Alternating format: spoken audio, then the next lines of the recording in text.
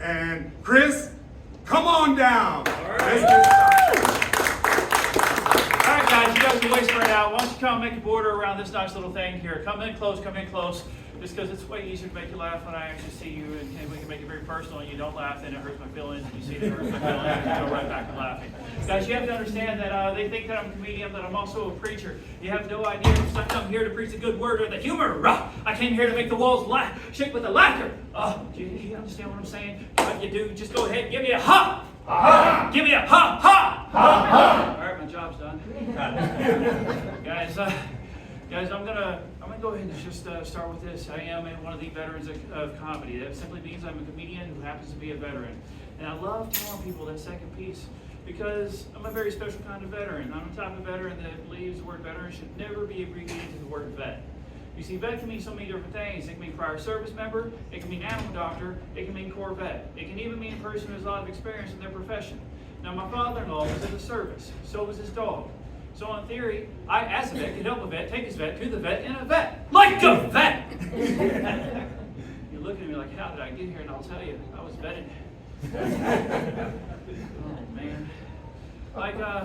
I'm up from San Angelo, Texas. Like most military people that live there, I'm not from there. I'm a transplant. So when I go home for the holidays, I really have to go somewhere. And I go all the way back to a place called Cooter, Missouri. Yeah, I said Cooter. It's a nice place in a backwoodsy, rednecky sort of way.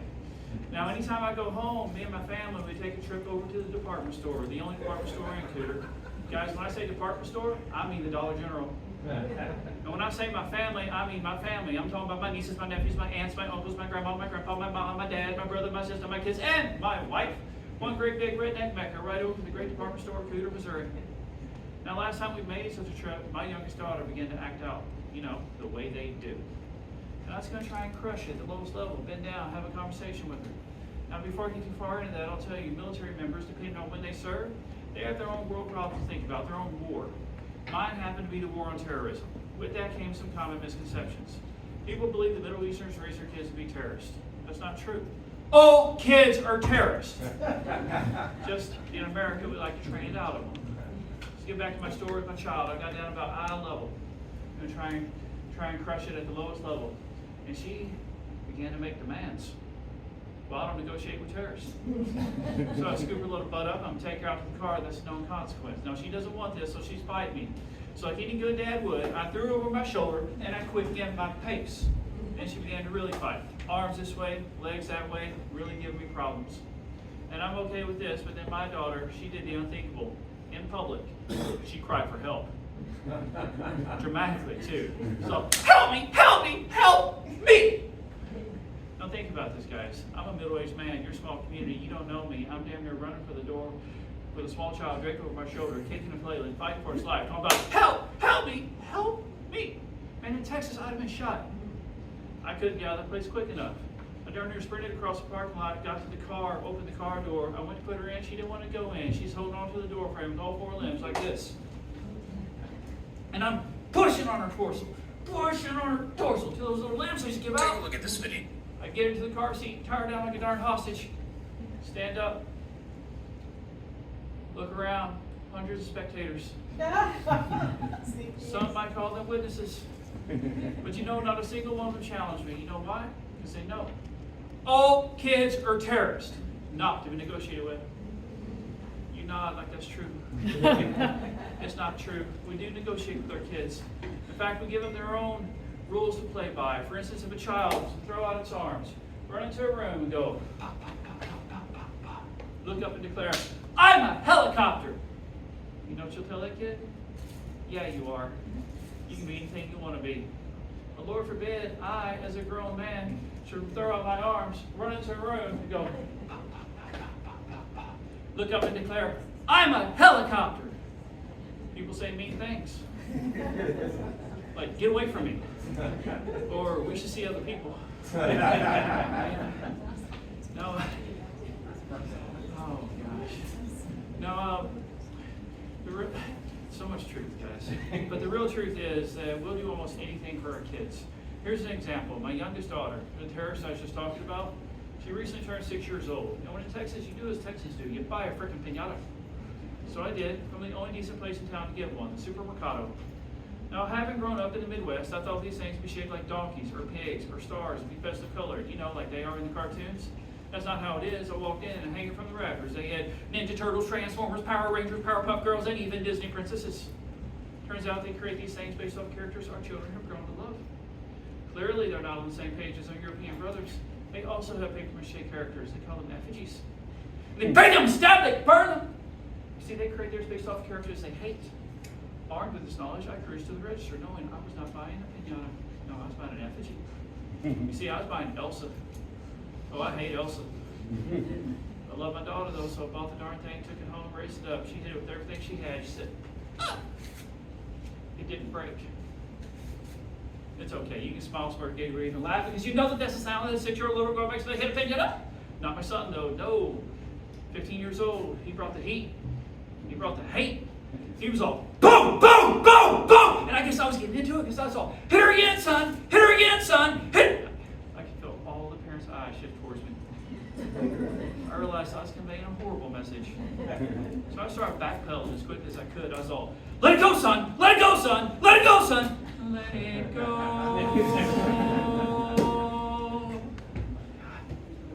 I hate that movie. Most dads do, if they're honest. But I realized that last piece could make me look a little bit like a psychopath, a little bit. So we'll take the attention off me and we're going to put it on you for a second. I want to do a status check. We're going to do single versus married. If you're single, show me where you're at. Get loud. Cool. Cool. This works out great. Because now if you're married and you love the person you're with, make some noise. That's awesome. I had 4 people. Literally 4 people that didn't say anything for either. It's okay. A lot of people don't care to say. People like players and swingers and such. I'll say though, I am married, going on 21 years, happily so. But in that time I learned a thing or two. For instance, did you know that married people have different nicknames than single people? You see, I'm not sweetie, I'm not honey, I'm not baby, I'm not babe. No, my wife, she calls me somebody. It's nice. Of course, she never says it directly to me. She'll walk into an empty room there. Somebody's mowed the lawn. Or somebody should do the dishes. Or maybe somebody should go change that baby's diaper. And I do it all. I'd like to say it's out of love, but it might be more true to say it's out of fear. Oh, man. You guys having a good time? I think I'm going to be nosy again. I already asked you if you're married. Now we're going to do this. I want, by show of applause, I want to know who has kids. Who likes to embarrass the hell out of those kids? Yeah. Me too! And I have my favorite way. My favorite way. And it's the easiest way out there. Use slang. Because if you're old enough to have kids who are old enough to be embarrassed by you, and you're too old to use slang. And it's a damn shame because we collect it all of our lives.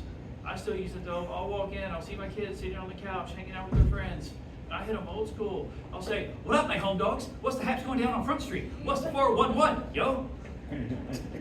Their eyes will roll. They'll sigh. And they try and hit me old school. Dad, you're so whack. Whack. I can't take that attack, so I hit them with something more current, something they might understand. I look right in their eye, I go, 100, no cap, dead ass, on God, for real, straight bus, invalid, I mean it all. Am I not the bomb.com? Have I no riz? This is where they actually just get up, walk out, slam the door behind them. So much satisfaction! That's what I wanted. Leave me alone, damn kids. Oh man. No, my favorite hobby is really to embarrass my kids using their own words. My favorite example came about 3 weeks ago. I walked in and I told my oldest daughter, she's 18 years old, I said, your eyebrows are on fleek. That means they look good. No cap, that means I'm not lying. She thinks I'm OD, which means I'm overdoing it. I should change my drip. You mean stop, Dad. Then she hits me with another word, cringe, because that's what I am. And I get it, but I don't care how she feels because I think that she is lit. And lit is my favorite of the words that the young people use. You see, when I was young, it was legitimate, and then it was legit, and then it was too legit to quit. Now the kids say lit. For half a second, they test drove the word litty. Nobody liked that, so they went back to lit. And I'm glad they did. You see, compared to litty, I think lit sounds pretty damn legit. In fact, I even say it's too legit to quit. Sounds legitimate to me. Come on now. Oh, man. Oh, real word nerds at the house, man. I'm going to tell you, yeah. My kids love for me to use weird words, not their words. That's lame. But yeah, real word nerds. They want me to talk nerdy to them, not dirty. That's a different show. But we do have our favorite words. Our favorite words are palindromes. You know, those words are spelled forward the same as they are backward. Things like mom, dad, race car, taco cat. Well, we used to love taco cat, but now we have a favorite. It's the longest palindrome in the world. It's go hang a salami, I'm a lasagna hog. His arms across like that is not what that says backwards. So let me read it to you in reverse. Go hang a salami, I'm a lasagna hog. Arms are still crossed. He's got a different look on his face. He's like, wow. That makes me so happy because backwards wow is wow. Oh man, we have a good time. Now, before I get out of here, I'm going to tell you, I'm going to see if we can get you to do this. Growing up, I was not really allowed to watch a lot of the comics that we call the greats. You're right. You ask somebody who the greats are, they say Richard Pryor, Eddie Murphy, Robin Williams, George Carlin, and those are the greats. However, my parents made responsible freaking decisions. I had to watch people who made funny noises, sound like other people. They called them impressionists. And it left an impression on me, and I want to leave one on you, so let's see if we can do this. We'll start with this. Ho! Ho! Ho! I like that you're all looking at me and judging me. Like, number one, that was a really bad Mickey Mouse. And by the way, this guy over here didn't grow up with Mickey Mouse. It's okay. What we're going to do is I'm going to hit you with a giggle, all right? I'm going to say, ho! And I know you guys know how to do it. If you don't, if you say you don't, you're lying. You're going to hit me with a ho! Ho! All right, all of us together. Don't let me be the weird one. Don't let me have all the fun. This is about you, not me. Here we go. Ho! Ho! Ho! Oh, that was beautiful. All right, I'm going to tell you guys, number one, this is fun in an argument. Number two, the ladies will smack you. All right, but next time you're in a heated back and forth, hit your lady with this. Ho! Shut the hell up! Violence will ensue, or they'll laugh. Either way, the fight's probably over. All right, so I'm gonna give you one more impression because I do like impressions. It's the very first impression I ever did, and it sounded a lot like this. It's possible you don't know who that is, so I'm gonna turn away from you, look back at you dramatically, and declare, "I'm Batman." And instantaneously, everybody here now knows who I am. Funny how that works. But the cool thing about the Batman voice is that anybody can do it. It's simply an aggressive whisper with a little bit of bass. Now, the funny thing about the Batman voice is that even though everybody can do it, no two people sound alike when they do, but it still comes off like Batman voice. Now, to prove it, I'm going to count to three. I need you to be a vigilante. I need you to save my set. I'm going to count to three. You're going to go, "I'm Batman." Unless that's not your pronoun, in which case I don't care. You can be like, "I'm Batwoman." It's a different world. I don't know what's going on here. Here we go. 1, 2. You gonna do it? Gonna do it. Oh, here we go. 1, 2, 3. "I'm Batman." Oh, that was beautiful. That was beautiful. In fact, I'm going to say that you're actually better at it than I am, and I'm okay with saying that because when it comes to impressions, I'm pretty new at that game. But anything I try, I run full steam at it, give it everything I got. And here recently, I decided to set a world record. Now, I had to do some research. I opened the Guinness book, flipped through a few pages, looked down. The first thing that jumped out at me was the world's largest miniature airport. I'm not sure those two phrases can even go together, but what it taught me was that if you suck at something bad enough, they'll give you a record for it. So I decided to be the world's loudest mime. You see, it's hilarious because mimes don't normally say things. Check it out. "I am in a box. I am pulling a rope." World's loudest mime, y'all.